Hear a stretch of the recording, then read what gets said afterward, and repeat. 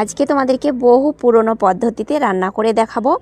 আর সেই রেসিপিটা নানি দাদিরা বেশি রান্না করে খেত, আর তাদের কাছেই আমি শিখেছি যে কিভাবে তারা খুব সহজ পদ্ধতিতে মাছের কালিয়া বলো বা মাছের চচ্চড়ি বলো সেটা রান্না করতো, আর খেতে হয় দুর্দান্ত স্বাদের। আমি প্রথমবার খেয়েছি, তারপরে তোমাদের কাছে শেয়ার করলাম। এই রান্নাটা এতটাই মজার হয় যে মুখে লেগে থাকার মতো। আর এই মাছের চচ্চড়িটা বানাতে আমি কোনো রকম জল ব্যবহার করব না। দেখো কিভাবে বানাচ্ছি আর কি কি উপকরণ দিয়ে বানাচ্ছি। যেসব মশলাগুলো দিয়ে বানাচ্ছি সেগুলো তোমাদের সবার বাড়িতেই আছে। বন্ধুরা, এখানে আমি 2 থেকে 3টি পেঁয়াজকে আমি একটু লম্বা লম্বা করে কেটে নিয়েছি। তারপরে 2টো টমেটোকে কেটে নিয়েছি। আর পর এবার মশলাগুলো দিচ্ছি। 2টো কাঁচা লঙ্কা, 1 চামচ পরিমাণে হলুদ গুঁড়ো, 1 চামচ পরিমাণে জিরে গুঁড়ো, 1 চামচ পরিমাণে কাশ্মীরি লাল লঙ্কার গুঁড়ো, স্বাদ মতো লবণ, 3 চামচ পরিমাণে সর্ষের তেল। এবার বন্ধুরা যে কাজটা করতে হবে, হাত দিয়ে ভালোভাবে চটকে মেখে নিতে হবে।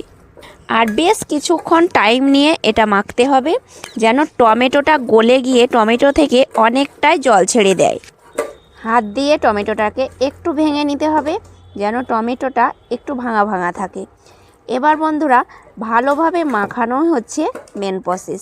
যত বেশি মাখানো যাবে আর এই মাছের কালিয়াটার স্বাদ ততটাই ভালো লাগবে খেতে। মাখা হয়ে গেল। এবার আমি 2টো মাছকে এইরকম ছোট ছোট টুকরো করে কেটে নিয়েছি। আর বন্ধুরা এই মাছের কালিয়া বা মাছের চচ্চড়ি বানাতে মাছের পিসগুলো যত ছোট ছোট করবে ততটাই খেতে ভালো লাগবে। এবার মাছের পিসগুলো আমি পেঁয়াজের সঙ্গে ভালোভাবে বেশ কিছুক্ষণ মথে নেব। যত বেশিক্ষণ মাখিয়ে নেবে মাছের মধ্যে মশলাগুলো ততটাই ভালোভাবে ঢুকে যাবে। আর মশলাটা ভালোভাবে ঢুকলে খেতে ভালো লাগবে মাছগুলো। তাই বন্ধুরা একটু সময় ধরে মাছটাকে কিছুক্ষণ মতো ভালোভাবে মেখে নেবে। আর বন্ধুরা এই ভিডিওটা ভালো লেগে থাকলে অবশ্যই লাইক কমেন্ট শেয়ার করবে। নতুন বন্ধু যোগ হয়ে থাকলে অবশ্যই চ্যানেলটাকে সাবস্ক্রাইব করে সাথেই থাকবে। এবার আমি ঢাকা দিয়ে দিচ্ছি আধা ঘন্টা মতো। আধা ঘন্টা পর ঢাকনা খুলে দেখে নিচ্ছি। দেখো বন্ধুরা কতটা জল ছেড়ে দিয়েছে মাছ থেকে। আর এইভাবে কিছুক্ষণ ঢাকা দিয়ে রাখবে। আধা ঘন্টার বেশি হাতে তোমাদের সময় থাকলে 1 ঘন্টা ঢাকা দিয়ে রেখে দেবে। দেখবে অনেকটাই জল বার হয়েছে মাছ থেকে। চলে যাচ্ছি পরবর্তী স্টেপে। চুলোর মধ্যে একটা কড়াই বসিয়েছি। কড়াইয়ের মধ্যে দিলাম সর্ষের তেল প্রায় 5-6 চামচ পরিমাণে। তেলটাকে ভালোভাবে গরম করে নিয়েছি। এবার 5টি বড়িকে আমি ভেজে নিচ্ছি। এই মাছ রান্নার মধ্যে বড়িটা কিভাবে ব্যবহার করলে খেতে আরও বেশি ভালো লাগবে সেটাই তোমাদেরকে দেখাবো। আর বড়িটা অবশ্যই দেওয়ার চেষ্টা করবে, বড়ি দিলে স্বাদটা খুব ভালো লাগে খেতে। বড়িগুলোকে একটু লাল করে ভেজে তুলে নিচ্ছি।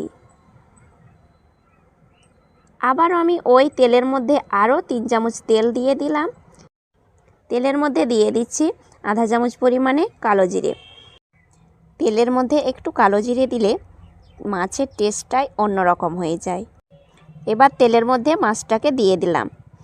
মাছটা দেওয়ার পরে ভালোভাবে আমি নাড়াচাড়া করে নেব। আর বন্ধুরা আঁচটাকে এই সময় তোমরা একেবারে লোতে রেখে দেবে। আর পুরো মাছের রান্নাটা একদম আঁচটাকে কমিয়ে দিয়ে করবে। মাছগুলোকে খুব ঘাঁটাঘাঁটি করবে না, আলতোভাবে প্রথমবার নাড়াচাড়া করে দিলাম। তারপরে আর নাড়াচাড়া খুব একটা করব না, কেননা বেশি নাড়াচাড়া করতে গেলে মাছগুলো ভেঙে যেতে পারে। এবার আমি মাছের মধ্যে আরেকটা উপকরণ দিয়ে দিচ্ছি। আগে থেকে যে বড়িটা ভেজে রেখেছিলাম সেই বড়িটা দিচ্ছি। আর বন্ধুরা বড়িটাকে একটু আমি থেঁতো করে নিয়েছি।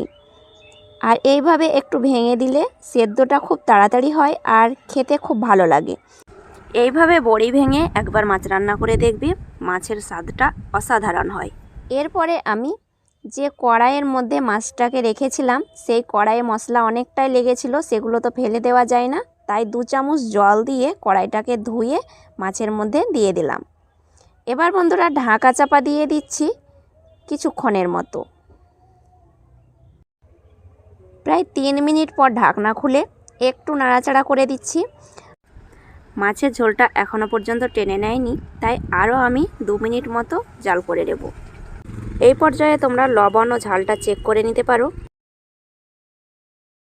কিছুক্ষণ জাল করে নেওয়ার পরে গ্রেভিটা সম্পূর্ণভাবে টেনে নিয়েছে।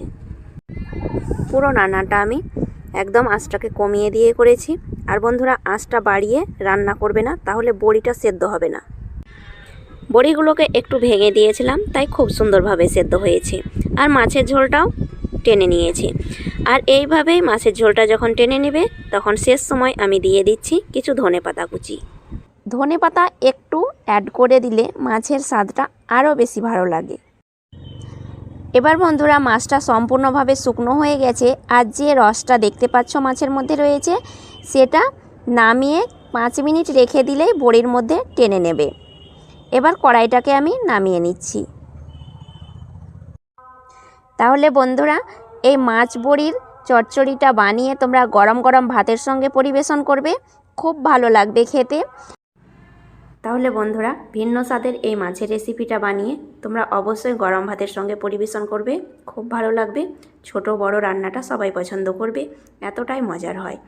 আর ইউনিক একটা রেসিপি, তোমরা বাড়িতে একবার হলেও বানিয়ে খাবে। আজ এই পর্যন্ত, আবার আসবো নতুন রেসিপি নিয়ে। ধন্যবাদ।